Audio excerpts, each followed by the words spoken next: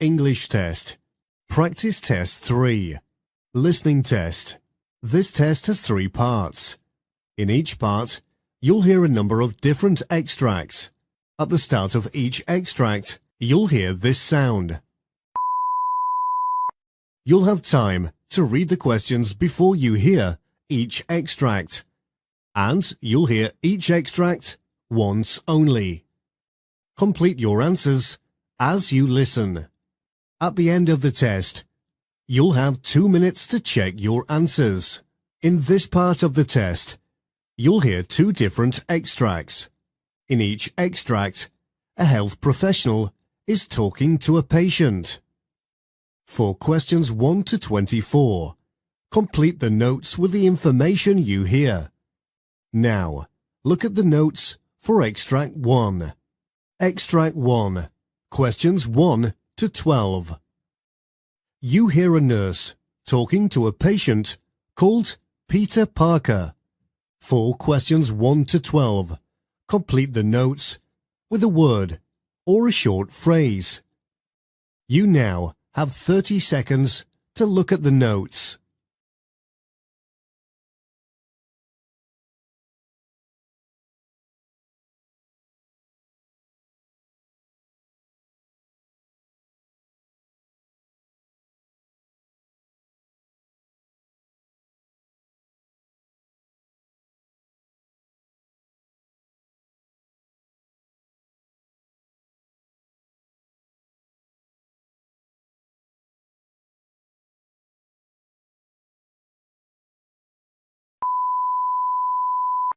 Come on in, Peter. I've asked your tutor to wait outside for a bit, so that the 2 of us can have a real chat about what's happened. I hope that's okay. That's fine. Mr. Engelman's just being a worrywart. I already told him that I'm fine. I just hurt myself is all. Look.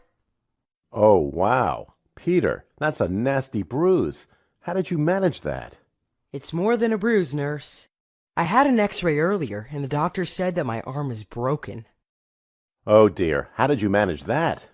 Have you ever seen any of the Spider Guy movies? Sure. Well, in the second one, about halfway through, there's this one scene where he hangs off of the Empire State Building when he's being chased by Lido. Well, I share a room with my little brothers, Prentice and Polly. Prentice was Lido. Polly was a cop, and I was Spider Guy. Anyway, at around 7 a.m. this morning, I jumped onto my bunk bed trying to swing off of it into Prentice and Polly's, but missed, fell down, and landed badly on my side. Oh, no. That's not the worst part, nurse. I have a real stinging pain on my left elbow, and it's not just this bruise. My thigh's got a nasty one on the same side as well. Well, I guess you and your brothers won't be playing that game again. No, sir. It wasn't even my idea in the first place. But I've learned my lesson. I hope so. So, Dr. Gessens asked me to check the fit on your cast and to make sure that you get a cold compress, too. Is that like an ice pack? Yes, it is. It'll slowly get warmer when it adjusts to room temperature, but if you find that that happens and you're still feeling the pain, then you can still get the same sensation by using a frozen bag of peas or something similar from the freezer at home. Okay. Thank you. You're welcome. I mean, I can see on your notes that Dr. Gessens already prescribed you with painkillers. Is there anything else I can help you with today, Peter? Nah, unless you know how to make time go faster. I really want to be better. My mom won't let me ride on my bike or skate, and it's such a drag. Why do parents have to be so strict all the time? I know that what I did wasn't the smartest thing I've ever done, but this is a little harsh, don't you think? I don't think your mom's trying to punish you. I mean, what did Dr. Gessens say? He said the same thing, pretty much. I think they're both just worried that the increased physical activity might make your injuries worse. It's good advice, Peter. I would lay off the extracurriculars and concentrate on getting better. When you're feeling better, do me a favor and call in and ask Dr. Gessen for his say-so and further advice. I will. Nurse, can I get a sling? Then everyone will know that I'm hurt, and it will look way cooler that way. It's a good idea to rest it, so I'll see what I can do. Thanks. You're welcome. I'll ask for you to get an appointment to come back to see Dr. Gessen in 4 weeks' time for another x-ray to make sure that everything's healing nicely. It'd also give you a chance to get a new compress if you still need one.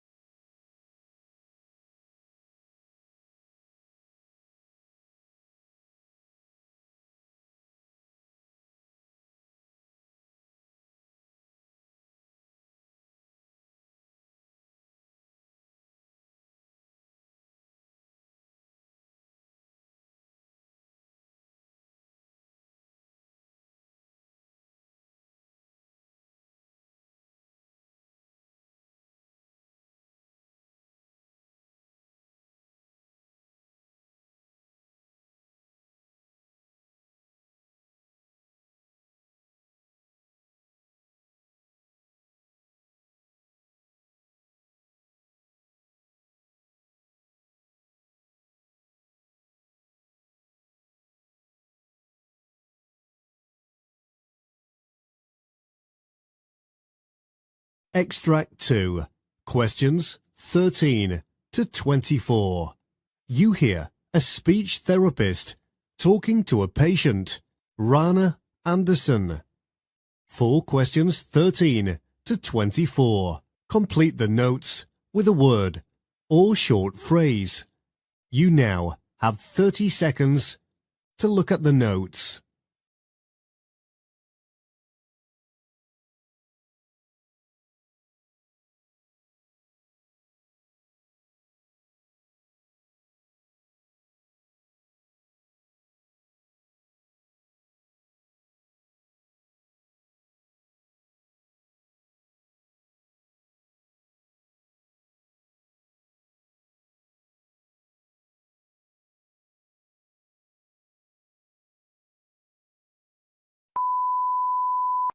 I must say I'm a little nervous. I've not experienced anything like this before, and as a singer-songwriter, I depend on my voice for my livelihood. I don't know how much longer I can feel like this. This choking sensation is bizarre to me. I don't want to be going through this for much longer. It's getting me down. Nobody does, Mrs. Anderson, and we'll get to the bottom of this. You know, your voice problems, both speech and singing, are connected to everything. How you're feeling, what you're eating, everything. Tell me more about how you're feeling. Weren't you listening to me? I feel dreadful. I can't do the thing that I've been doing for the majority of my adult life anymore, and it's an awful experience. To make matters worse, the sound of my voice has completely changed. My fans wouldn't recognize it if they heard me on the radio today. Do you have any idea what that feels like? I'm so sorry that I don't, Mrs. Anderson, but I'd like to help if you'd let me. You said you noticed some changes. I understand that. Does this happen at a particular time of the day? Mostly around mealtime. I notice both abnormalities immediately after I swallow something. I've no idea whether there's a connection, though. I suppose what I don't understand is how this could have happened out of the blue like this. Has something like this ever happened before? Not really. In fact, there's nothing remarkable, if you will, about my medical history. Since the stroke in '06, I've had no need to come here. But it says you visited the clinic earlier this year. Oh, yes, I had dysphagia, but other than that, nothing else out of the ordinary. I exercise regularly, don't smoke, haven't ever touched a drop of liquor either. Okay. I fear that my social life's going to take a hit. I used to be quite the social butterfly, outings, signings, concerts, even mingled with the locals by attending coffee mornings. Now I'm lucky to even get invited anywhere. I used to be the Rana Anderson. Now my so-called friends walk past me in the street. They don't even invite me walking in the mornings anymore. I feel for you, Mrs. Anderson. Really, I do. Are there any other social events that you feel you can participate in? Does smoking count? I enjoy joining the girls to do a bit of that. That's hardly good for your voice. That's true. Oh, I like prunes. Oh, Yes, sometimes I meet up with friends to try new varieties. Raw, shakes, and cocktails are on the menu. that sounds lovely. I hope you keep doing that. If you don't mind, I'd like to make some observations and run some tests. This requires me to observe you trying this platter here. This one? Oh, wow, everything looks so yummy. I think I'll try a bit of this one here. That's lovely. Now, whilst you're eating, I'd like to watch your breathing pattern to see if there's anything unusual. I'll do this for 10 to 15 minutes, and if necessary, I think what I'll do is prescribe you with some thickener. What's that? It's a way for us to increase the consistency of what you decide to eat. That is the end of part.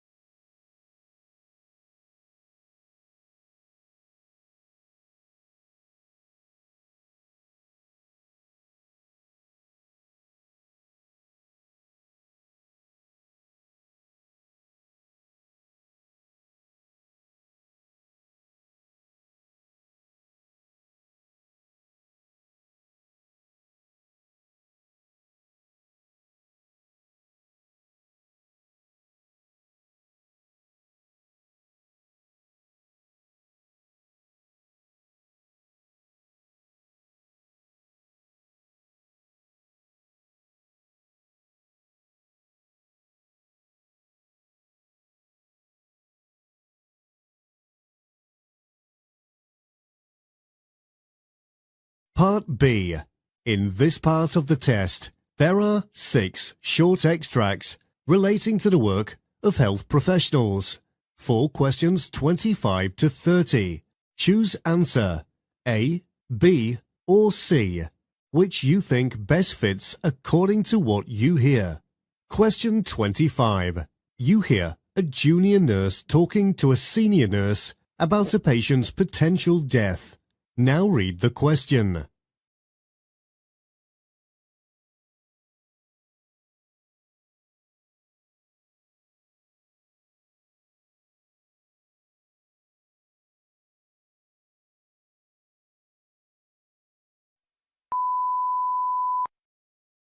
Would you listen to my analysis of this patient, please? Yes, I can. Mr. Swain was admitted with a contusion to the rib cage following a motorcycle accident in the early hours of this morning. He was rushed here from the scene in an ambulance and remained unconscious throughout. His vitals are stable with the exception of his blood pressure, which is high. According to the doctor's notes, it's equally likely that the patient will pull through this as it is that they won't make it. As such, we shouldn't be so quick to conclude that the patient is going to die. His next of kin have been contacted and his wife is on her way here as we speak. Does that sound like an accurate summary of this patient's condition based on their notes and this chart? It does. Thank you.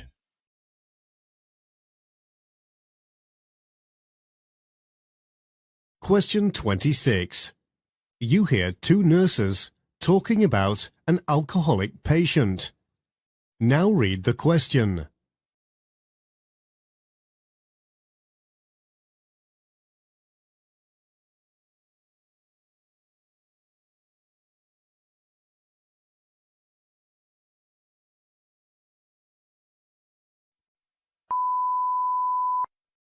You won't believe what I'm dealing with here. Uh-oh, you look stressed. It's Rosemary Granbury. She's back again after going on yet another bender last night. Ugh, dealing with alcoholics can be really draining sometimes. Has she been here before? Only a dozen times. The last episode was in May when she had a liver transplant. She was on constant watch because of her dehydration, which is when we actually noticed that she needed a donor urgently. You'd think that would have been enough of a wake-up call, but no, here she is again after picking fights at bars all night. Wow. Still, I don't think it's our place to judge. We'll have to care for her, just like we do with our other patients, and hope she can make better choices moving forward.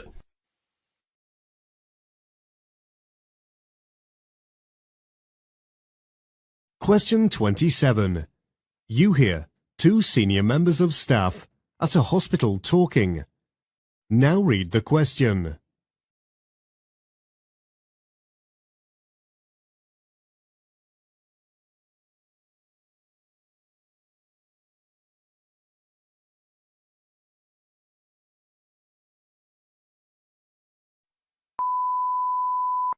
Would you check something for me? Yes, sure. What is it? You can ask me absolutely anything you'd like to, so long as it's not for a bed on this ward, because we're jam-packed like you wouldn't believe. Oh, I'm wondering if there's any space left for just one more patient. You have got to be kidding! Did you not just hear what I said? Seriously, I wish I could help, but I just don't think it's possible. The last I checked, there were 12 patients still waiting to be warded. Your patient's going to have to get to the back of the queue, I'm afraid. I was hoping you wouldn't say that. He's been waiting for 4 hours already. I doubt either him or his already annoyed mother-in-law are going to be too pleased about this news.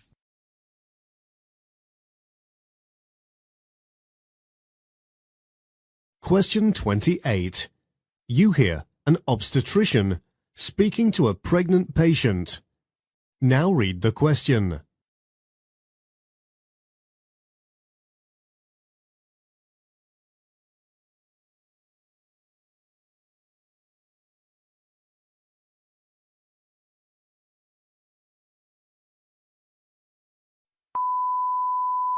Come on in, Mrs. Fernando. Please take a seat. Thank you, Dr. Fellows. I have your file from Dr. Reynolds, but would you be so kind as to tell me, in your own words, the reason for your visit today? Yes, you know I'm 6 weeks pregnant, and whilst I'm thrilled at the news, I'm absolutely petrified at the thought I'll be a mum again soon. You see, my late husband, Jean, passed away recently, and I don't know if I'm ready to be a single mother. I have a bridge partner called Eric, who's offered to pitch in, but I know he's just being a gent about the whole thing. I doubt he's planned to take up any real sort of paternal obligations. I think everyone would be better off if I just accept things the way they are and start looking at adoption options. Is that the reason you've booked the consultation today? Would you like me to help you explore that? Yes, I think I would.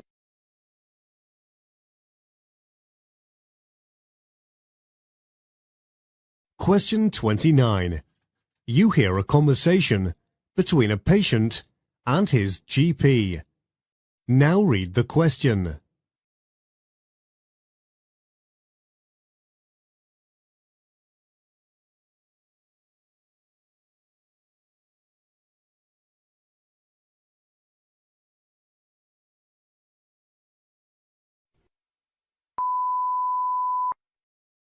I've not seen you in a while. How can I help you today? You mean besides the obvious? Oh, right. Let's take a look. You know, I've not seen full-body injuries like this since my days as a trainee on the wards. Not used to dealing with athletes, then? Not for a while. That looks pretty swollen. You're an athlete, right? Which sport? Soccer. Were you playing when this happened? Yeah, I had a game that didn't end too well. As well as losing 3-0, I managed to hurt myself too. Ordinarily, I wouldn't want to bother you, but I have a nasty feeling that my finger is broken, so I came here to get it checked out. Let's take a look.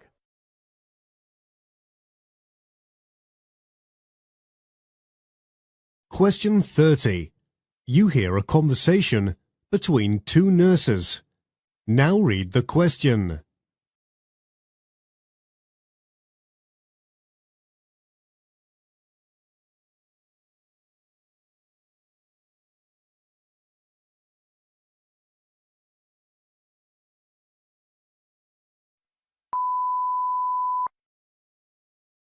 Hi there, you must be Lindsay. I'm taking over from you.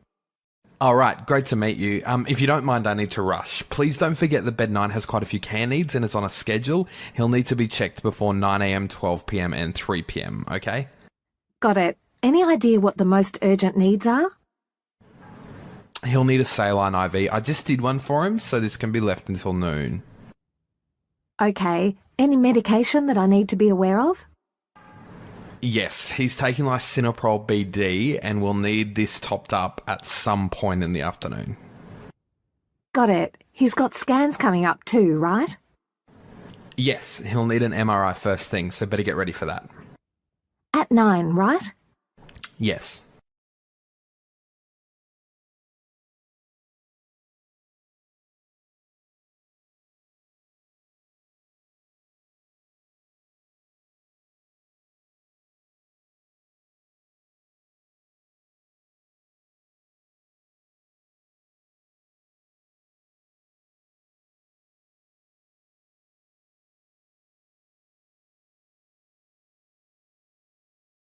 Part C. In this part of the test, you'll hear 2 different extracts. In each extract, you'll hear a healthcare practitioner talking about aspects of their work. For questions 31 to 42. Choose answer A, B, or C, which you think best fits according to what you hear.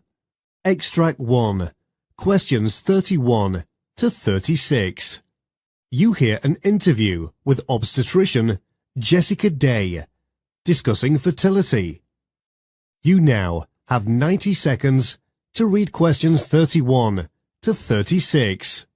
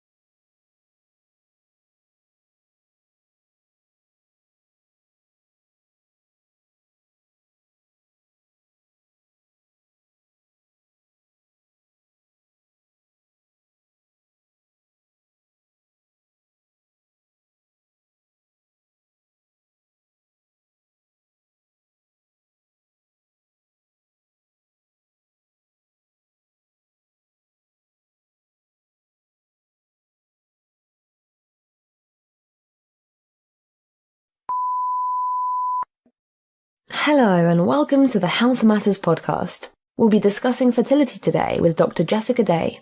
Welcome to London, Dr. Day. It's a real pleasure, Ricky. I'm absolutely loving the weather too. For once, it's actually sunny here. So, today we'll be discussing the impact of the biomedical industry on fertility in general, and why more people are turning to tech for the assistance. That's right. You see, the biomedical industry is booming in all parts of the world that have access to advanced technology, such as cancer treatment, medical, surgical treatment using cryotherapy, and laser management during invasive surgical procedures, as well as fertility treatment using frozen ova and ovaries. In general, fertility rates in women worldwide have decreased with the advent of feminist and neo-feminist movements. A lot of women these days who want to have children are opting to do so later in life after they've achieved all their educational and career aspirations. It is because of these women that many fertility treatment technologies are green-lighted. It would appear that in most cases, their viable ova are surgically extracted and kept in nitrogen at temperatures above 200 degrees Celsius for as long as they want, until they are ready. The ova are kept even past menopause for the women who desire starting families a little later in their lives. Furthermore, with the current increase in cancer rates in the world, Many women find themselves contracting the disease and requiring aggressive cancer treatment. Most of the women with cancer who undergo chemotherapy and radiotherapy consider this a preemptive measure, preserves their ovaries that would otherwise be destroyed in the processes of cancer treatment. I see. What would you consider to be the main asset of the fertility clinics, and would you tell us a bit about the research you were involved in recently and its global reception? Sure. Where shall I start? Let's start with talking about how there are other forms of fertility treatments alongside freezing ova and ova donations. Sperm or ova donations, in vitro fertilization, surrogacy, and use of spare embryos, among others. Whilst awareness of these options is increasing, in the United Kingdom, for example, fertility treatment is still not as widespread as in the United States of America and other developed countries. There are countable numbers of fertility clinics that include London's Women's Clinic, Donors First Egg Bank, and London Egg Bank.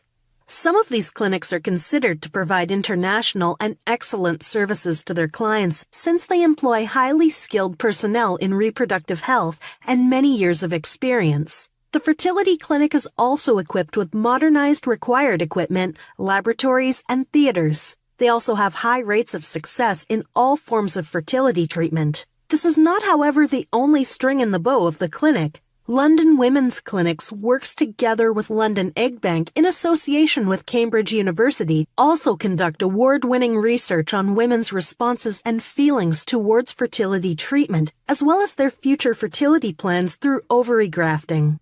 According to a study conducted on ovarian tissue and oocyte cryopreservation in European countries, the results showed that most European countries are embracing the advancing technology of ova cryopreservation.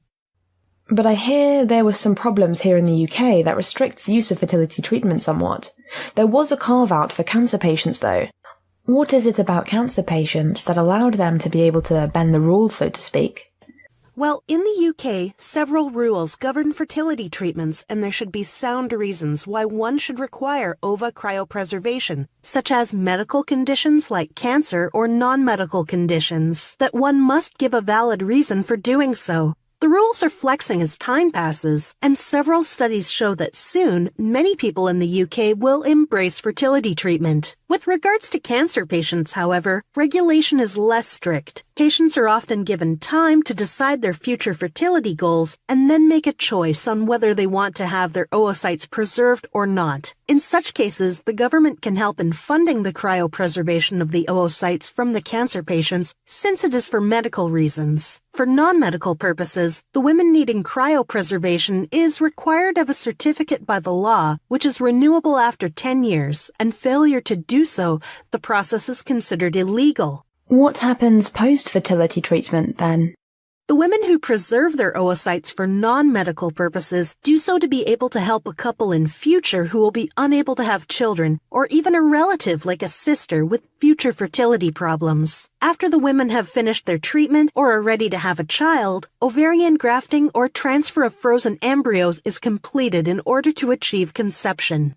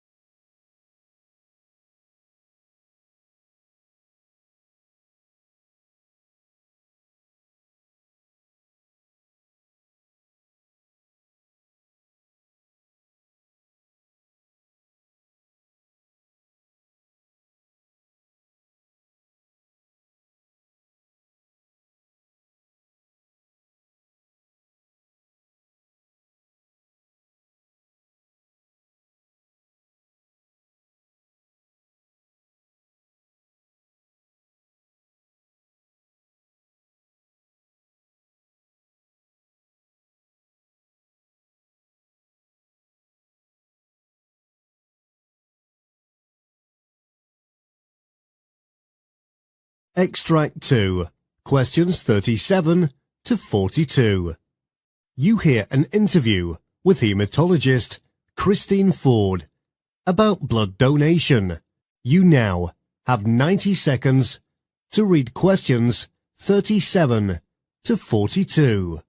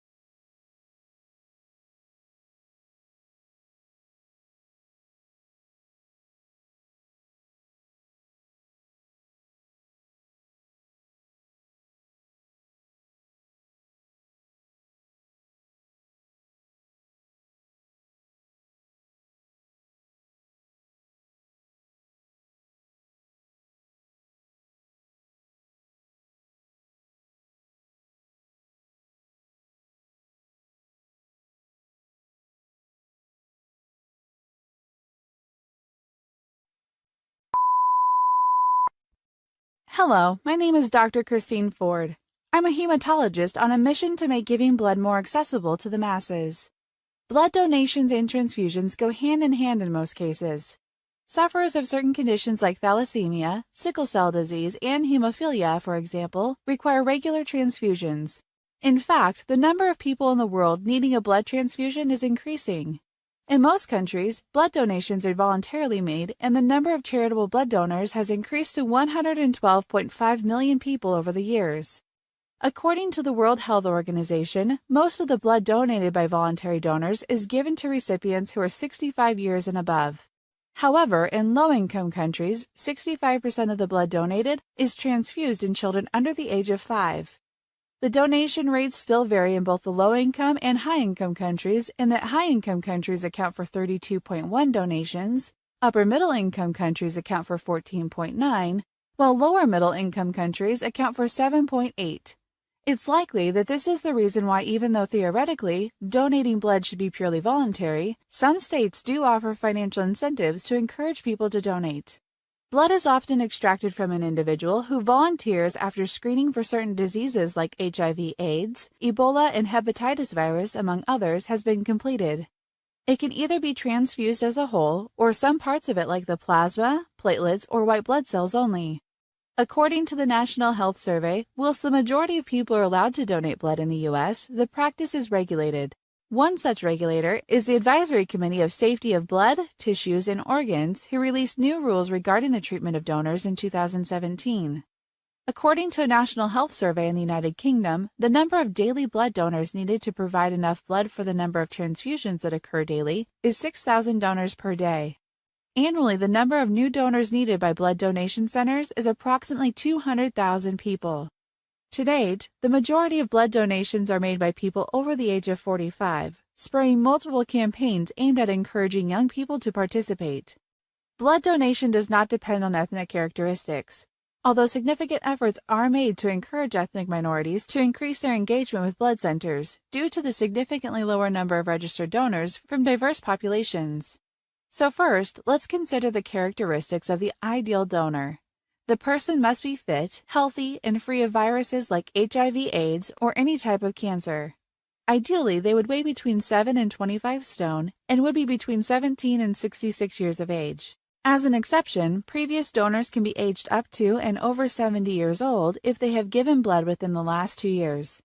Assuming the aforementioned criteria is met, there is a preference for male donors over female donors, as their additional average body weight means that they are likely to have suitable iron levels. Furthermore, their platelet count is usually higher, and as such, they are on average able to give blood more frequently, every 12 weeks opposed to every 16 weeks for women. After a suitable donor is found, in order for a blood transfusion to take place, the blood must be screened, and it must be ensured that it is safe to use.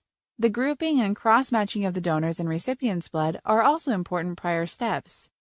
During the transfusion process, the recipient must be keenly monitored for any reactions to the blood being transfused. In addition, their vital signs like blood pressure, temperature, and pulse rate, among others, should be observed quarter-hourly and documented correctly throughout the whole transfusion process.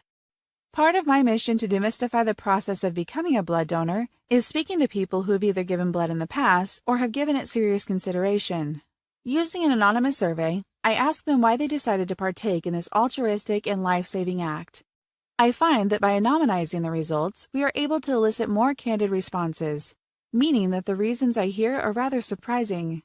The majority of people cited reasons such as that the good it does far outweighs the slight discomfort during the procedure, or words to that effect. However, every now and then I'd come across a story about a person who felt that they would have died if it wasn't for their donor and the stranger who made blood available to them. The new lease of life they now have has made them so grateful that they wish to pay the kindness forward to someone else. Regardless of the reasons they gave, it was rather surprising to find that not a single participant cited monetary reward.